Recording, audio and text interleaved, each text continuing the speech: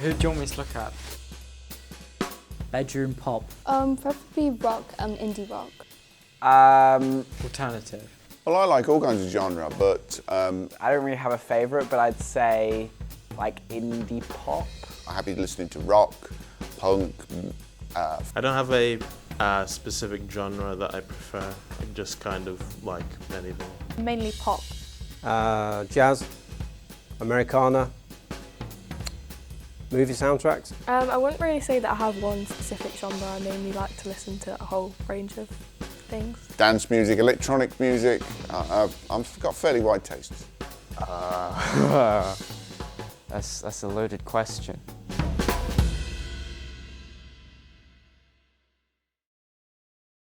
You should ask me some questions, I guess. All I can say what's my name was. Hey, my name's Arif Ali.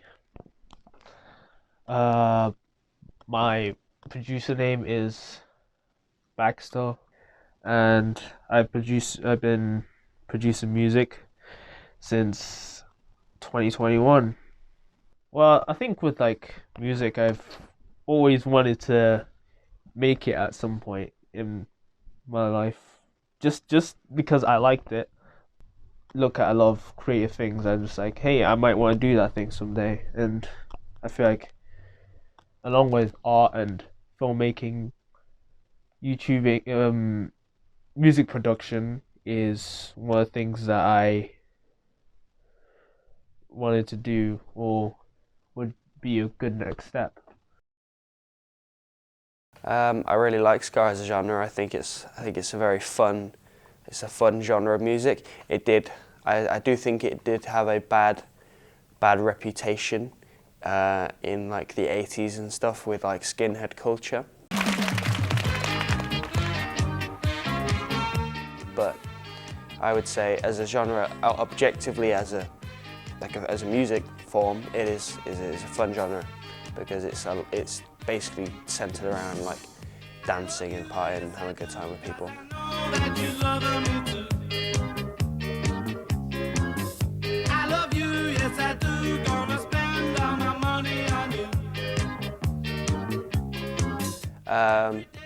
My dad used to play a little bit of ska and stuff, but also I got a bit of a deep cut for you. You know the theme tune to Death in Paradise? It plays a song called You're Wondering Now by The Specials, and it just plays like the instrumental of it, and it goes like ba-da-ba-da-ba, and it basically does that, and I was like, that is an absolute banging theme tune, so I researched it, and then sort of like that as well, so a bit of a funny story there. Like I say, I like The Specials. I think they're very good. Obviously, Madness is the big popular one that everyone knows.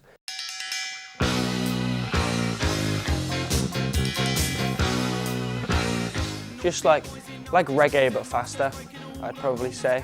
That's probably really, I don't know if that's offensive or not, but reggae but faster, and more. It's kind of more dancey. It's more dancey.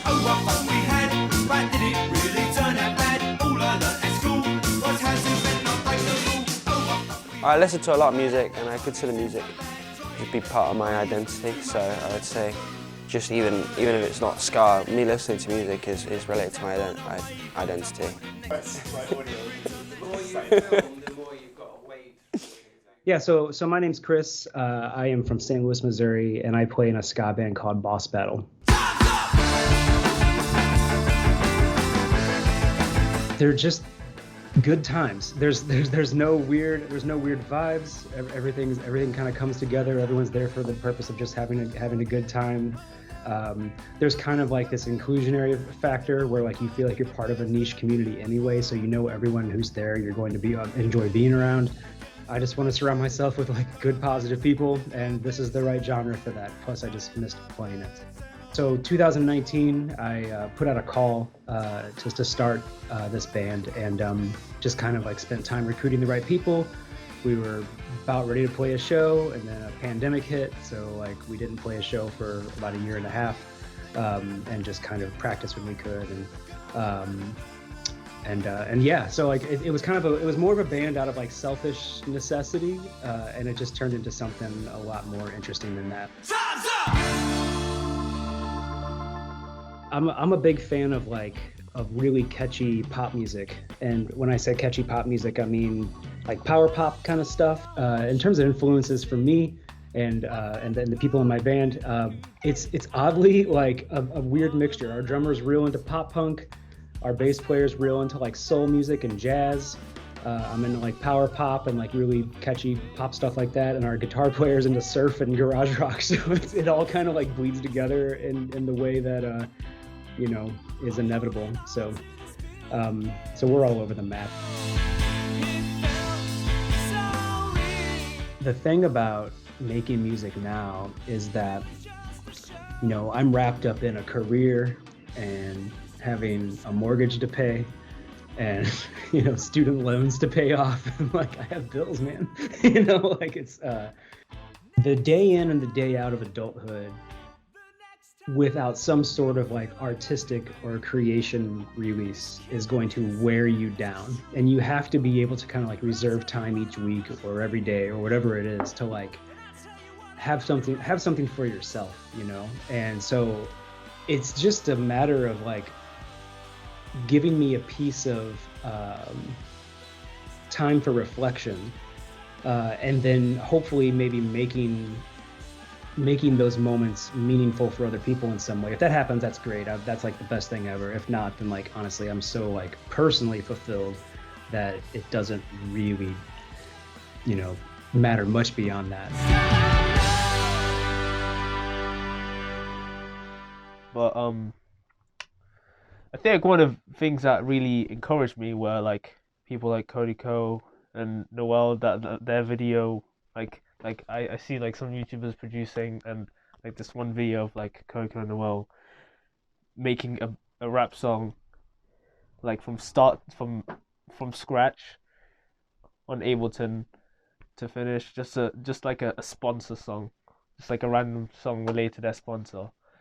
And that kind of got me into thinking that, hey, I could make it. If Coco can like get into producing, then maybe I could as well. At the moment, I listen to a lot of Smino and Monty Booker's work. Smino, his music that he does with Monty Booker.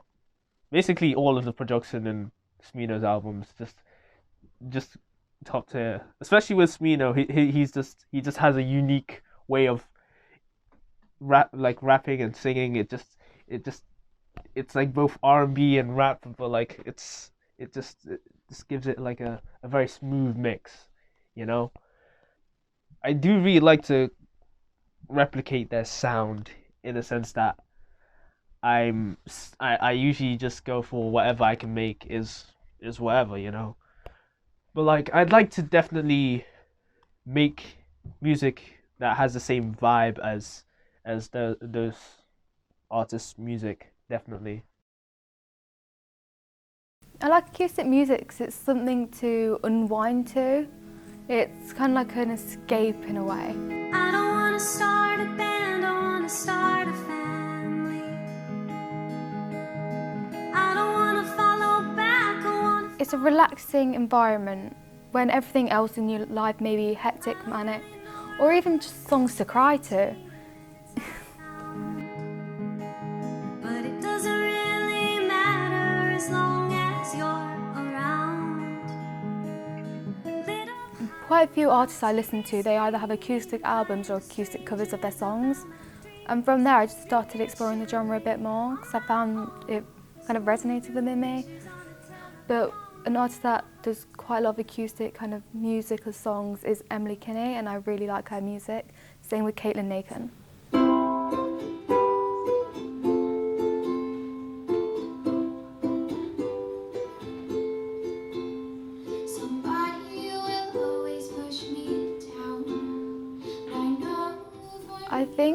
I don't think it really influences my identity that I put on show, but what's kind of behind closed doors, it just helps me reconnect with myself. Yeah, so my name is Poppy. I write acoustic pop music under the name Nettie Grace. It's hard to be me. This isn't a place. I started writing music on guitar and piano, and obviously that helped like start writing acoustic music. I started that a couple of years ago now. It was mainly because I didn't have access to any kind of technology, but then I started really finding my place within the genre and just really enjoying writing that kind of music that's kind of natural and raw, and it just kind of started from there.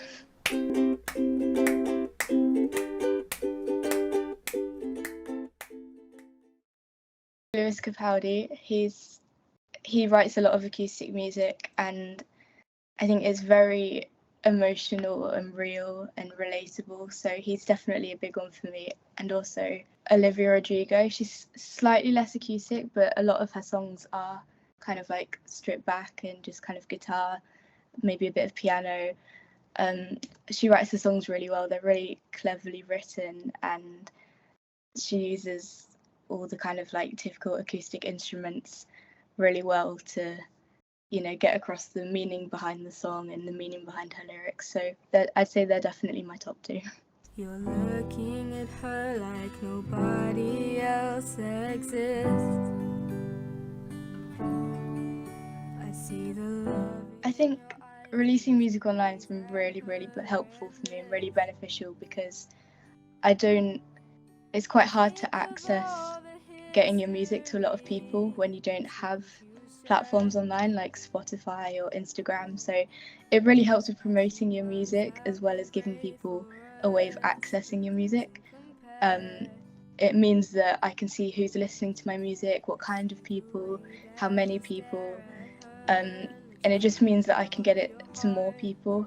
So I have a wider access to people of all genres really, so that they can kind of listen to my music and maybe connect with it, maybe not, but it's definitely been really beneficial for me. Think of all the times you said she just feels right. Music means a lot to me because it's something that everybody has in common. Firstly, it's everywhere. It's in film, it's in games, it's in adverts, you know, music is everywhere, it's all around us, and being able to like have the knowledge and the resources to make music is really special to me, because I like connecting with people in a way that's not as direct as maybe like a conversation. It means that I can write music that other people can listen to, relate to, and just like feel what I'm feeling, and it's quite unique to music itself, and I think that's really cool.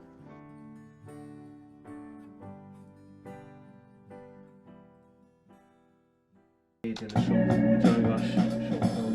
Yeah, it's this song. It's this song. I'm breaking down this song. I think the first thing I went with was this weird piano loop, and this is what it originally sounds like.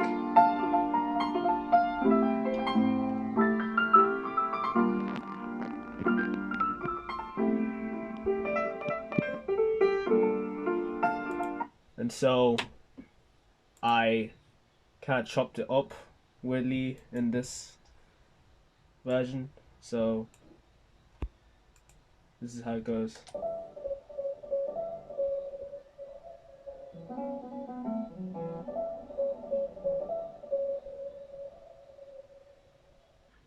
Although I think these parts really, the part over here, these parts over here, the guitars, I think these really bring the beat together, like the track together. It's just a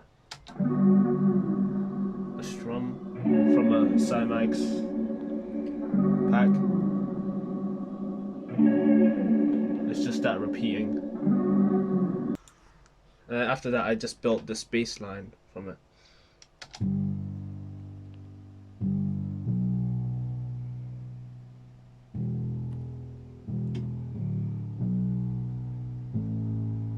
So yeah, these are the drums. I chopped them up a little bit. I think, well, this is what it sounds like normally. to make it more interesting, I decided to like chop them up a bunch over here.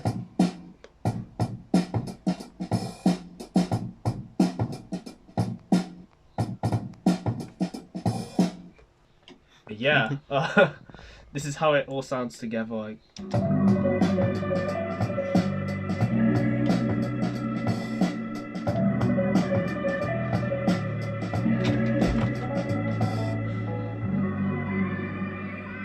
I think those drum breaks really sound better with the pause of the drums. Really goes well with the vocals, I think. Yeah, I think this like one of the beats I'm most proudest of, especially with like sound wise and arrangement wise. It's just way better than most of my other tracks, you know. That's why I added it into the short film called Pick Your Poison that I wrote and that I've written. I just wanted to add it in just for the sake of it. And also, we just need music, so yeah, it was cool to add that to get it put in there and kind of get people to see it and listen to it.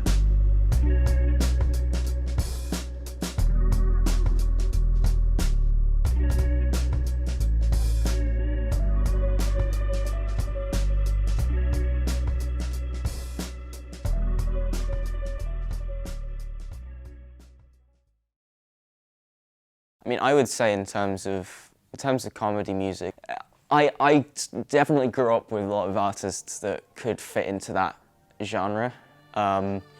She say she DTF, but you know I got fish to catch. And she banging my line, she in terms of my music taste as a whole, it's quite eclectic anyway. I mean, I like all sorts of music. No, I can't be your boyfriend. She says she DTF, but you know I got fish to catch. I got on my head, yeah, the one with the hook, and I'm packing my tackle box down by the brook. I mean, in terms of, you know, like bands that aren't inherently comedy bands, you know, I really like Sparks. Though I want you, I know I haven't a chance still. And a lot of their lyrics are kind of humorous, they're kind of funny, but they don't label themselves as a, you know, like a comedy group.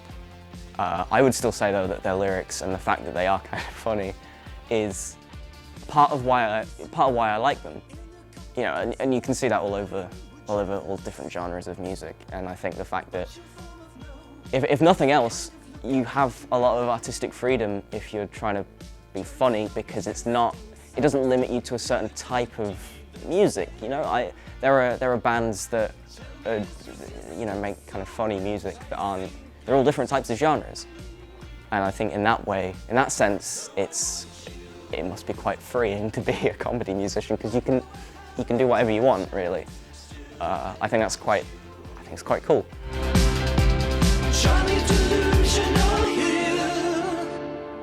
My name is Ian Bonds, but I'm known online as Insane Ian. Started up, cause I've got a job. I do comedy music and nerdcore hip hop, and I've been doing that for at least this version of Insane Ian, for about,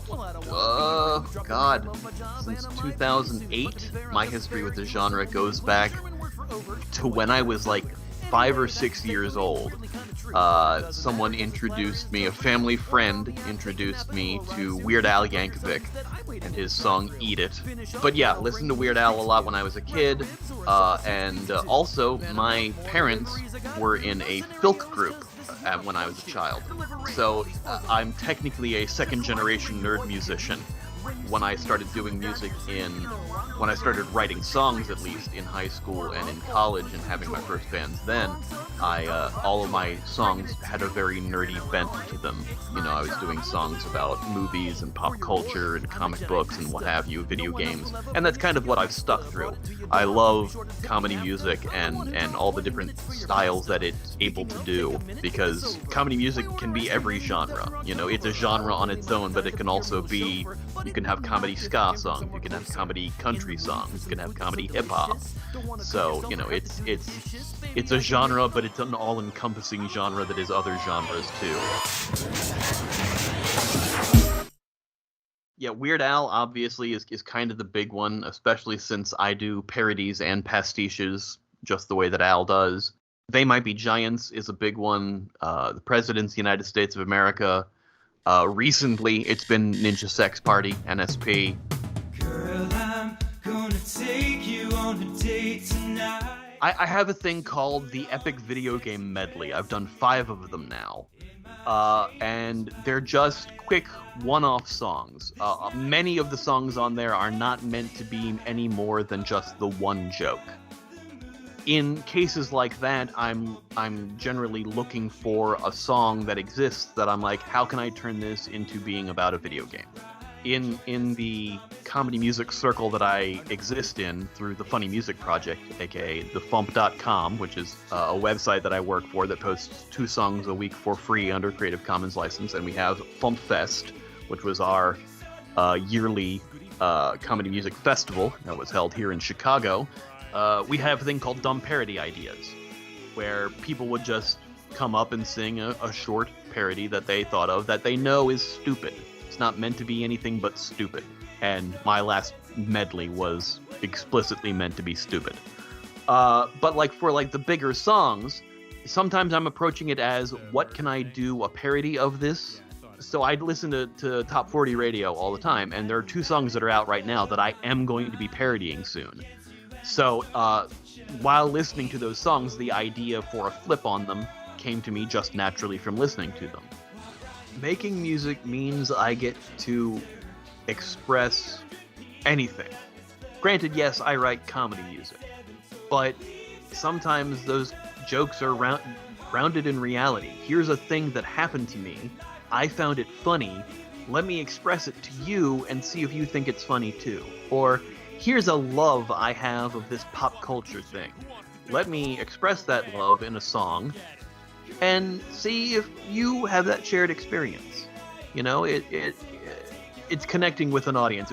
As corny as that sounds, you know, it really is, especially in comedy, because comedy is all based on feedback.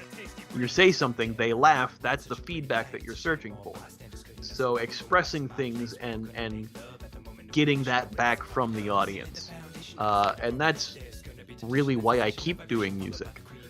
I just like making music and making comedy and music and talking about the things I love and talking about experiences that have happened to me.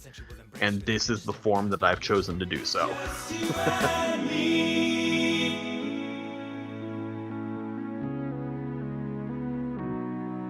Ninja Brian.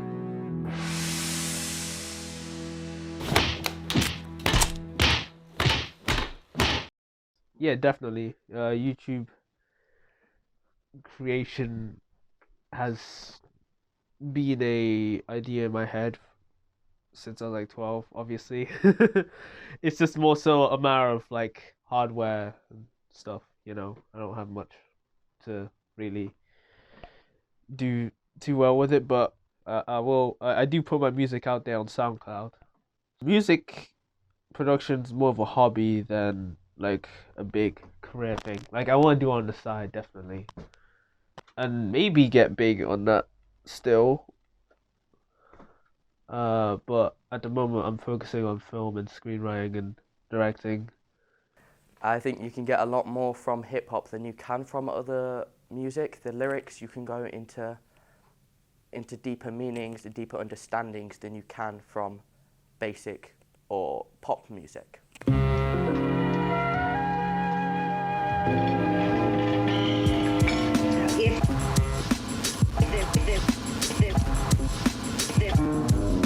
When I was 11 years old, my mum left a CD of Stan by Eminem on, and I loved it, and I listened to Eminem only religiously for about 2 years. Having me, then he told the people you can call me your majesty.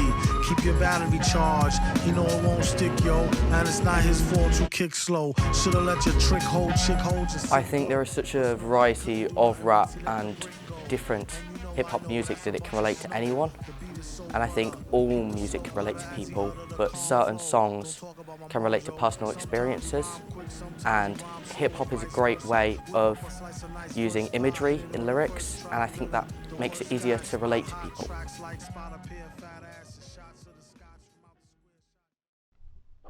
I guess understanding like some of the basics of music theory, like scales, obviously, like that's good for MIDI editing and like piano, like chord progressions, as well as just mixing samples together. Like it's very useful when you want to mix like this sample and make sure they're the same pitch by like editing the thing. That's sound. So understanding music theory is good. Just keep going. Obviously, just get into that. Just make sure you keep practicing. You know, 10,000 hour rule. Like at the start, you'll feel like you can make like bad and good, but like as you go on, and make sure you practice and also just widen your knowledge on production. It's very important to just do that. Yeah. So yeah, is that good? Yeah.